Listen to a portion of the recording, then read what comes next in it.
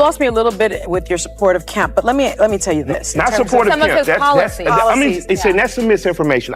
You cannot like me, but don't lie on me. I saw someone I really respect, a black woman who's a commentator. So you don't support him, you like his policies. Well, I support some specific ones named. Beyond it, he's the governor of my state, so I have to be involved with him because I can't divorce myself. But let me say this. If you criticize someone, don't lie. Don't say I didn't support Abrams because I did. I'm a former prosecutor. Yeah. And there were some other headlines that came out. And I was very upset about it. Yeah. Because it was unnecessary, and you don't do that on that special. The hosts of The View are known for pushing back on guests who don't share their opinions, but things took a surprising turn when Killer Mike joined them fresh off winning 3 Grammys. As soon as he sat down, they tried to pull him into a political debate, but what happened next, you'll want to see for yourself.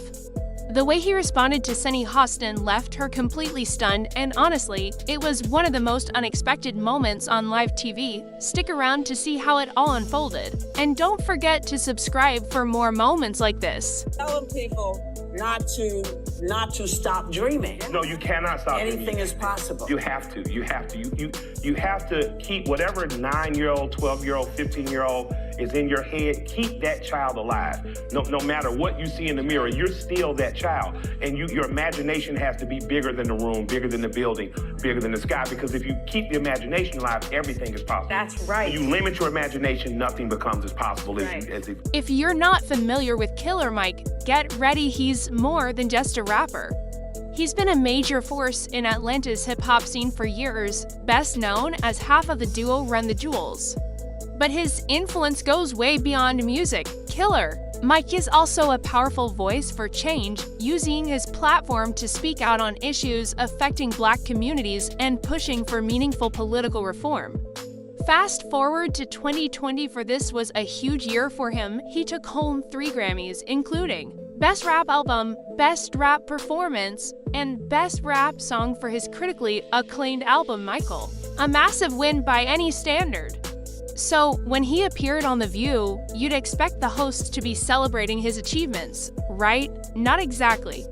Instead, Sunny Hostin hit him with tough, almost aggressive questions like she had a personal issue. With him, the mood in the room shifted quickly. What should have been a moment of celebration turned into something more tense, almost like an interrogation.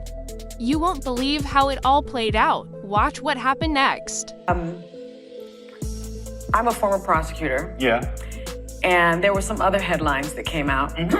I was very upset about it. Yeah. Because it was unnecessary, and you don't do that on that special night. Yeah. Especially for what I read about. Yeah. So what I'm gonna ask you is, there was an incident at the Grammys. It led to you being taken out in handcuffs and arrested. That was wrong.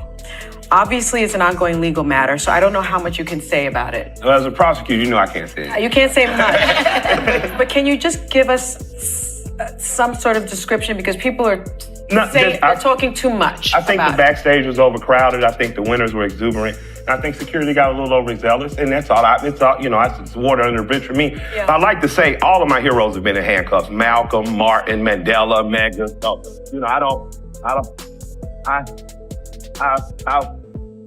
I walked out with the same dignity and respect that I walked in with. And I would implore people to just take that from it. Don't dwell on the bad stuff. And the next morning... Crazy. Shocking, right. Sunny wasn't just asking questions, she seemed like she was on a mission. She focused in on one moment from Grammy night, Killer Mike's brief arrest after a backstage run-in with security. Instead of celebrating his historic wins, she brought up the one headline that could overshadow them. And here's the thing, Sunny's a former prosecutor. She knows full well that he can't speak about an open case, so why bring it up? Simple, to make sure the audience didn't forget it happened. But Mike didn't flinch. He kept his cool and flipped the narrative, showing once again that he refuses to let negativity define him. Then the conversation took a political turn, and that's when the panel's real agenda started to show. Just wait until you hear what Elisa Fair asked him next. Equally well known for being a political activist on top of your music, and you were a campaign surrogate for Bernie Sanders. You campaigned for your home state Democratic senators Raphael Warnock and John Ossoff. Yeah, and you got some attention recently for being somewhat critical of President Biden, saying you weren't ready to endorse him yet. What's your holdup there? What's my hope? Well, first of all, I think everyone should focus on hyper-local. We get caught up in the soap opera of federal elections, and that's fine. But if you are concerned with the federal election, you don't know who your city council or your wardsman is, you don't know who your mayor is, and you don't have a good list of state representatives or governor, then you're just a part of whoever wins the Super Bowl or fanfare.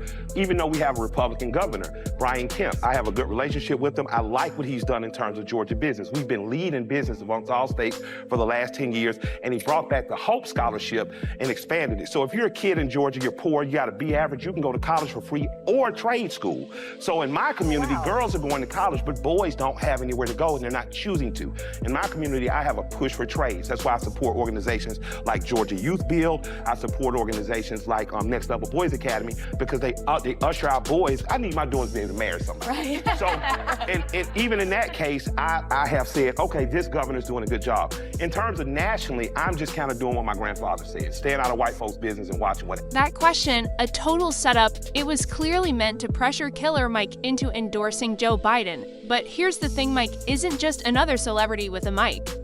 He's spent decades creating real change in Atlanta, focusing on education, economic empowerment, and building stronger communities for young Black Americans. In past interviews, he's credited his passion for activism to his grandmother, who started taking him to city council meetings when he was just 5. Her message was simple: you're supposed to help your neighbor, and he took that too. Her using his platform to inspire a new generation of leaders, but Sonny Hostin didn't seem to care. Watching someone with his influence refuse to follow her narrative, it clearly got under her skin. And what happened next, a moment so powerful. It left the whole panel and the audience completely speechless. You have to see it for yourself. You lost me a little bit with your support of Kemp, but let me tell you this. Not supportive some of Kemp. his policies. That's some misinformation. You cannot like me, but don't lie on me. I saw someone I really respect, a Black woman who's a commentator. So you don't support him, you like his policies. Well, I support Some specific ones he named. Beyond it, he's the governor of my state, so I have to be involved with him because I can't divorce myself. But let me say this. If you criticize someone, don't lie. Don't say I didn't support Abrams, because I did. Don't say that I don't support Democrats, because I've helped get 3 Democratic mayors elected. I've helped get 2 state representatives elected. But if someone is in the king's seat, I'm not going to not have dinner with the king on the behalf of my people. This moment said it all about Killer Mike's approach to leadership. His work with government has never been about pushing a political agenda, it's always been about getting real results for his community. Unlike many public figures, he's not interested in playing party politics or making empty statements. His focus is simple: make real change happen, no matter who's in office. That kind of practical, results-driven mindset is exactly what we need in today's divided world. Politicians come and go, but communities are forever, and Mike gets that. True leadership, in his eyes, means being willing to work with anyone who's in power if it helps the people who actually need it. He even addressed the backlash in a later interview, saying people got upset because he didn't publicly endorse their candidate. But as he pointed out, they completely ignored the ones he did support and then tried to twist the story. His message was clear: I'm not a politician's tool, and honestly, in a world where loyalty to a party often outweighs real progress, Killer Mike's stance feels like a breath of fresh air. His approach might just be what we need to start bridging divides and tackling the issues that actually impact everyday Americans. But what do you think? Do you agree with Mike's take? Let's get the conversation going. Drop your thoughts in the comments.